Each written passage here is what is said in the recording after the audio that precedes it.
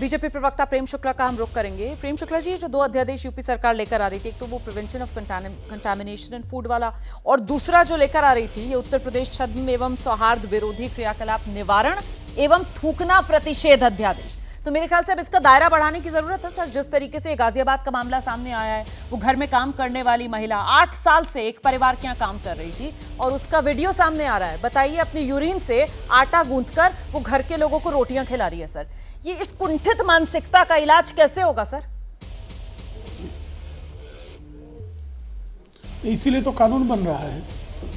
कानून बनाने का उद्देश्य यही है कि आप किसी के भोजन में थूकना या किसी अन्य प्रकार की गंदगी करना, यह जो है निश्चित तौर पर संगीन अपराध है और इस संगीन अपराध के लिए कड़ी सजा मिलनी चाहिए।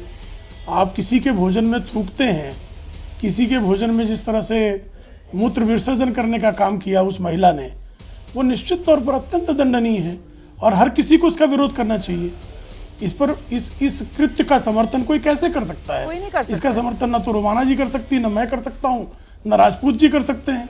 किसी के भोजन में, वो हिंदू का भोजन हो, मुसलमान का भोजन हो, ईसाई का भोजन हो, सिख का भोजन हो, पारसी का भोजन हो, किसी के भोजन को आप इस तरह से गंदगी से भर कैसे सकते हैं? आप नहीं, ये उसका समर्थन कैसे किया जा बिल्कुल सकता है? सही बात कही सर। और इस तरह के तमाम मामले सामने आए हैं। हाँ, वही इसी पर मैं आ रही थी। इस तरीके के मामले जब पहले सामने आ रहे इसके थे, तमाम मामले बहुत सामने आसानी से फिर उनको तो जिहाद से जोड़ दिया जा रहा था ना।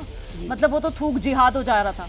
अब इसको क्या नाम दिया जाएगा, इसको क्या संज्ञा? ये तो कुंठित मानसिकता है ना सर। मतलब ये लोग जो हैं सर, ये किसी तरीके की, मुझे ऐसा लगता है कि ये मानसिक तौर पर ये बीमार लोग हैं सर। इनका जो है वो इलाज किया जाना चाहिए, कानून के दायरे में लाकर इनका इलाज किया जाना चाहिए। लेकिन यहाँ पर क्या हम हिंदू मुसलमान करने लगते हैं? दिक्कत इस वजह से हो जाती है सर। और ऐसे लोगों को बचने का मौका मिल जाता है कि इन पर तो कोई शक भी नहीं कर रहा होगा। 8 साल से एक परिवार के घर पर, सोचिए, उनके परिवार में खाना बनाने का काम कर रही थी। कितने भरोसे से एक परिवार जो है वो घर पर पीछे अपने छोड़कर जाती है। महिला कामकाजी होती है कि पीछे से मेरे परिवार के लिए खाना बनाएगी ये औरत, और वो ये गंदगी फैला रही है घर में।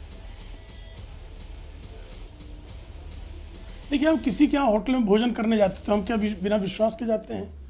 हम जब किसी के यहाँ आइसक्रीम खाने जाते हैं तो बिना विश्वास के भरोसे से जाते हैं। किसी के यहाँ कोई पानी पूरी खाने जाता है तो क्या बिना विश्वास के जाता है? हाँ, भरोसे से जाता है। तो भरोसा हर तरह से भंग होता है। जैसे लव जिहाद सब का जो टर्मिनोलॉजी है, जिहाद जो मूल जिहाद है, इस्लाम का जो जिहाद है, उसमें तो इस तरह के कृत्यों को कोई स्थान ही नहीं है। लेकिन जो एक जिहाद को प्रचलित कर दिया, आतंकवाद ने जिस तरह से जोड़ दिया, जिहाद जो इस्लाम में जो पैगंबर मोहम्मद साहब के अनुयायी जिस जिहाद को मानते हैं, उस जिहाद से तो भाई वो जो आतंकवादी घटनाएं वो भी जिहाद नहीं कही जा सकती, लेकिन उसको जिहाद के तौर पर पूरी दुनिया में मान्यता मिल गई। इसी तरह से लव जिहाद शब्द को केरल में कम्युनिस्ट मुख्यमंत्री ने प्रचलित किया, कालांतर में वहां के हाईकोर्ट ने भी उस शब्द को स्वीकारा और कालांतर में प्रचलित हो गया। नाम छिपाकर किसी को छलना, ये प्रेम तो नहीं हो सकता है ना। नाम छिपाकर किसी से विवाह कर लेना, अपना परिचय छिपाकर किसी को ठग लेना, ये प्रेम तो हो नहीं सकता है। इसलिए उसका नाम लव जिहाद कहा गया।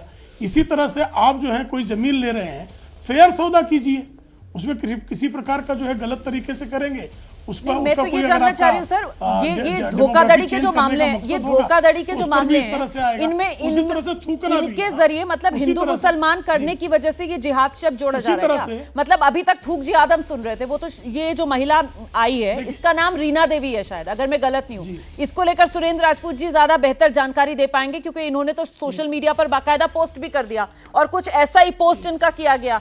ये खुद बताएंगे सर कि आखिरकार किस ओर इनका इशारा था और क्यों ये रीना है, ये रेशमा अगर होती तो अभी तक क्या से क्या हो जाता मामला, कैसे तूल दे दिया जाता। जरा सुरेंद्र राजपूत जी को सुन लेते हैं प्रेम शुक्ला जी, उसके बाद आपके पास आ जाऊंगी सर। बाकी पैनलिस्ट भी इंतजार कर रहे हैं। मेरी बात पूरी हो जाने देती। 10 अच्छा ले लीजिए, 10 सेकंड ले लीजिए 10 सेकंड। अब मान लीजिए कोई किसी हाजी के, किसी मुसलमान के भोजन में हाँ जी सूअर का गोश्त मिला रहा हो, तो अपराध है कि नहीं है? ना बिल्कुल है सर। और उसके लिए क्या शब्दावली देना चाहिए वो भी तय कर लिया जाए।